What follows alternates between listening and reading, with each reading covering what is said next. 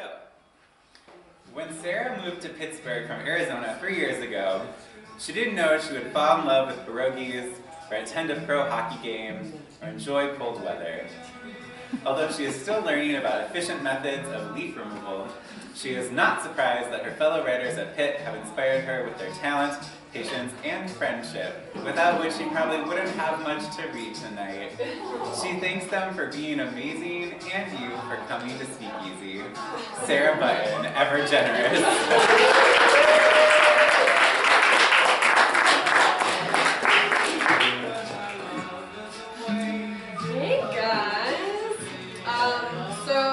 In the vein of the final years, I like that term better, I think. The last year's reading. I'm reading from my manuscript, and this is actually the ending of the preface and the first part of chapter 1.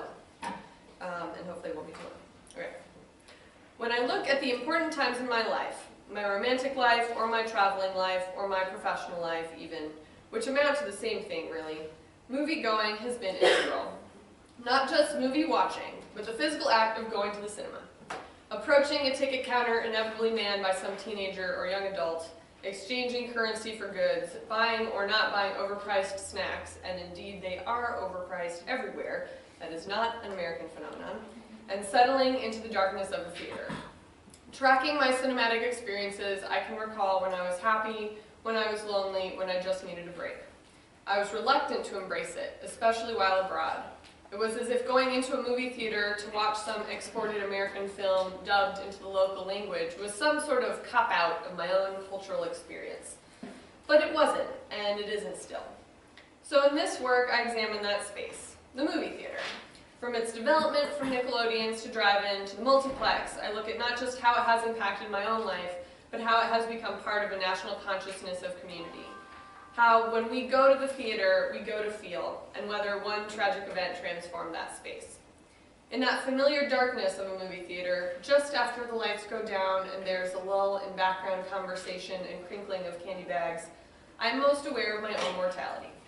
I don't know why, but every anxiety I have about my own, hell, everyone's inevitable death, emerges for those moments before the MPAA preview rating screens pop up, and my entire body fills with a screaming sorrow until the green and white tells us the following preview has been approved for all audiences.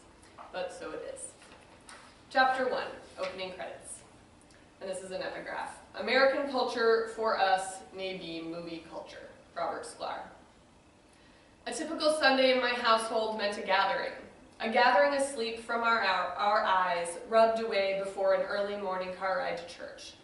Red robes and golden medallions around my neck, I would sing hymns praising the Lord and scribbling notes to my friends with the tiny golf pencils stocked in the pews meant for writing names and addresses in the envelopes for tithes. Music rang out and echoed, and sometimes it did feel holy. The nearly floor-to-ceiling altar windows faced the Catalina Mountains on the city's north side, and sometimes the light would hit the foothills just so, such that the ridges, reds and purples and blues amplified, and the arms of the saguaros seemed to reach higher into the desert sky. We fidgeted between each song, and at the end of the hour we'd process out of the church, and I'd pile back into our silver minivan, Mary Ann we called her, and drove a straight shot for a few miles south to my grandparents' house, leaving that other world behind. My grandparents lived across the street from the University of Arizona, where my grandfather had been a professor for 30 years, and my grandmother had taught too. This would be another type of gathering, a family ritual that would become far more sacred for me than going to church. We'd park in the sandy lot behind the house that served as a carport and unlatch the high wooden gate leading through the back door.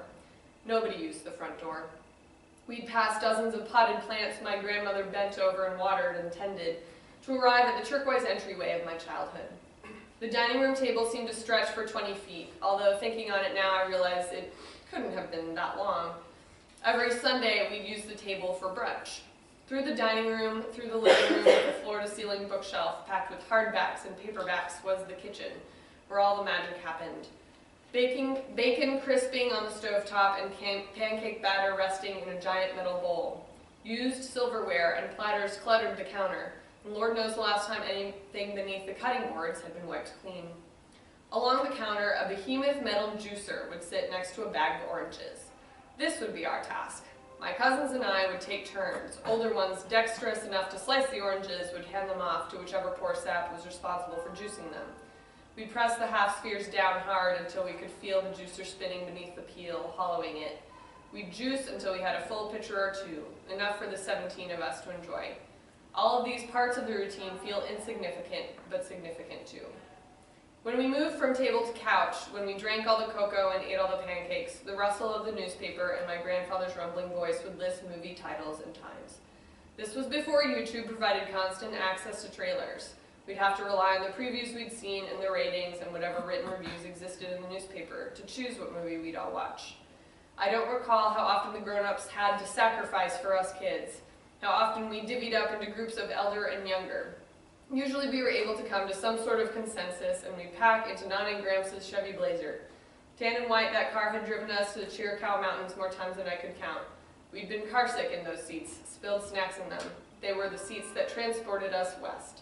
For us, on Sundays, going west meant going to the movies. The closest movie theater to my grandparents' home was the Tucson Century 16, next to the freeway. It had a shitty marquee right off Grant Road. Even then, I knew it was kind of shitty, even though I was a kid. Its parking lot was a hotbed of Grand Theft Auto, apparently, since it was so adjacent to the I-10. People could easily hotwire a car and drive off into the sunset. None of our cars were ever stolen. I remember the walls of windows in the lobby that also faced the Catalinas, daytime sunlight shining on the patterned maroon carpet. High ceilings, concessions straight ahead, my other altar, past the box office. Posters framed in the lobby announced upcoming movies, and the bathrooms all had fluorescent lights. The space itself was nothing special. Management did not organize any unique programming, it was just a chain multiplex. But it was our theater, home to my earliest movie-going moments.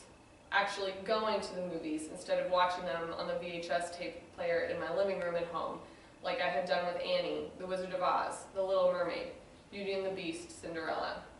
That was my first cinema, where I sat in the urban dark with my family, feeling happiness together, looking at something together.